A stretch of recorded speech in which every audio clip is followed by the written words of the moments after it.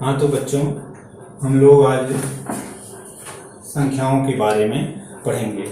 अच्छा, कल्पना कीजिए कि अगर हमें संख्याओं का ज्ञान न हो तो हम वस्तुओं की गणना कैसे करेंगे। हमारे सामने एक समस्या आएगी। इसलिए उस समस्या को दूर करने के लिए हमारे गणितज्ञों ने प्रारंभ में कुछ संख्याओं को विकसित किया। तो वे संख्याएं जिनसे वस्तुओं की गणना की जाती है उनको हम प्राकृतिक संख्याएं कहते हैं। जैसे संख्या 1, 2, 3, 4 ऐसे ऐसे ये संख्याएं प्राकृतिक संख्याएं कहलाती हैं। जैसे कोई एक वस्तु है तो हम वहां पर 1 लिख देंगे, 2 वस्तु है तो 2 लिख देंगे, 3 वस्तु है तो 3 वस्तु लिख देंगे। तो ये हमारी संख्याएं प्राकृतिक संख्याएं कहलाती हैं। अब ये संख्याएं पूर्ण नहीं होती हैं जब तक कि 9 तक जाने के बाद ये खत्म हो जाते हैं। तब हम एक शून्य भी शामिल कर लेते हैं इनमें। जब इन संख्याओं में शून्य को भी शामिल कर लिया जाएगा तब ये पूर्ण संख्या हो जाएंगी। तो हम पूर्ण संख्याओं में कहते हैं कि प्राकृतिक संख्याओं में शून्य को शामिल करने पर हमारी ये संख्याएं पूर्ण संख्याएं कहलाती हैं। तो अब 0, 1, 2, 3, 4 ऐसे ऐसे ये संख्याएं हमारी पूर्ण संख्याएं कहलाती हैं। पूर्ण संख्याओं में कुछ संख्याएं हैं जो 2 से कटेंगी, 2 से विभाजित हो जाएंगी, उनको हम सम संख्या कहते हैं। यहाँ ये सम संख्याएं हैं। 2, 4, 6, 8, 10, 12 इस तरीके से ये सम संख्याएं हैं। और जो संख्याएं 2 से नहीं कटती हैं उनको हम विषम संख्या कहते हैं।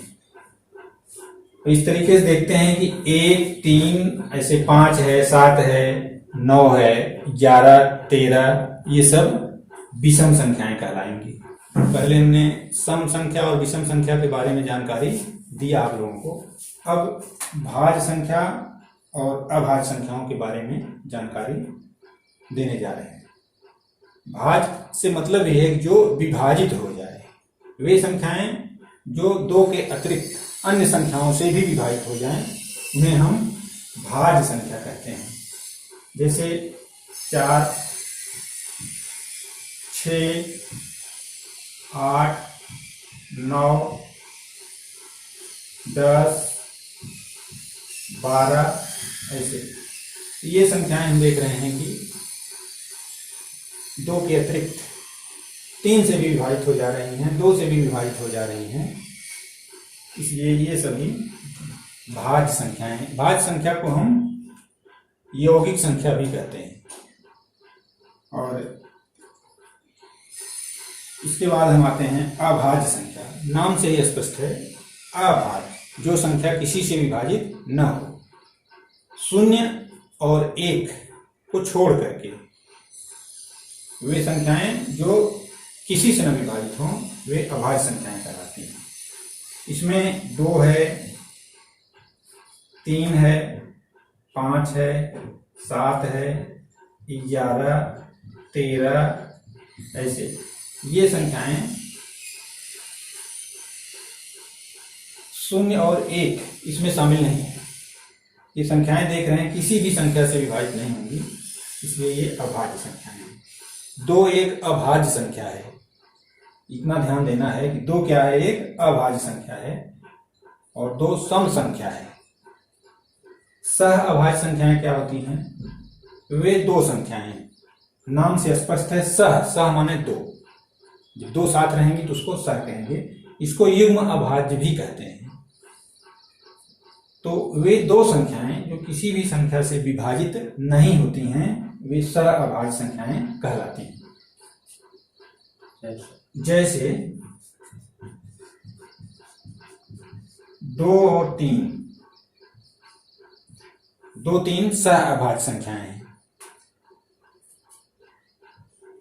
3 और 5 ये सहभाज्य संख्याएं हैं, ये किसी से नहीं कटेंगी, 1 से कट जाएंगी। 1 से कटने का महत्तम समापवर्तक 1 के अलावा और कोई ना हो। लेकिन अगर हम कहें 3 6, क्या ये सहभाज्य हैं? नहीं, ये सहभाज्य नहीं होंगे, क्योंकि ये 3 से भी कट जा रहे हैं। 3 और 6 ये 3 से कट जाएंगी, 3 1 3, 3 दूनी 6, इसलिए ये सहभाज्य नहीं होंगी।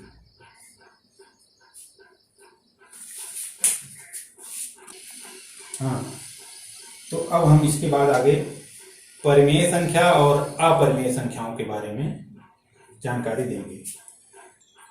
अब हम परिमेय संख्याओं के बारे में आप लोगों को जानकारी देने जा रहे हैं। आप लोग भिन्न तो सुने होंगे, जैसे भिन्न का मतलब बंटवारा होता है। जैसे एक चीज का 2 लोगों में बांटने पर दोनों को आधा और आधा हिस्सा मिलेगा, 1/2 और 1/2।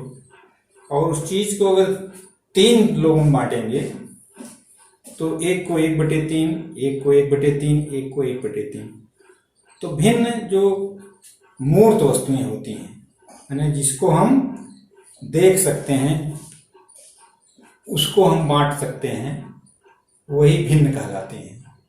लेकिन इसको बंटवारा नहीं किया जा सके, जैसे कुछ संख्याएं जो ऋणात्मक संख्याएं होती हैं, ऋण 3 को अगर बांटना है लोगों में, 2 लोगों में या 3 लोगों में या 4 लोगों में बांटना है, तो यह भिन्न नहीं होगी, क्योंकि ऋणात्मक चीज का बंटवारा नहीं हो सकता है। तो उस स्थिति में हम ऋण 3/4, ऋण 1/2, इसको हम परिमेय संख्या का नाम देते हैं। तो परिमेय संख्या की परिभाषा में जिन संख्याओं को अंश और हर के रूप में लिखा जाए और हर उसका 0 के बराबर न हो, वे परिमेय संख्याएं कहलाती हैं। जैसे 1/2, 2/3, 4/5, 6/7, ये सभी परिमेय संख्याएं हैं। जितने भी पूर्णांक संख्याएं हैं, सबको हम परिमेय संख्या के रूप में लिख सकते हैं। 0, 1, 2, 3, 4 सभी पूर्ण संख्याएं हैं, तो 0 को हम लिख सकते हैं कि 0/1, 1 को लिख सकते हैं 1/1, 2 को 2/1, 3 को 3/1। इस तरीके से सभी ये सब परिमेय संख्याएं होती हैं।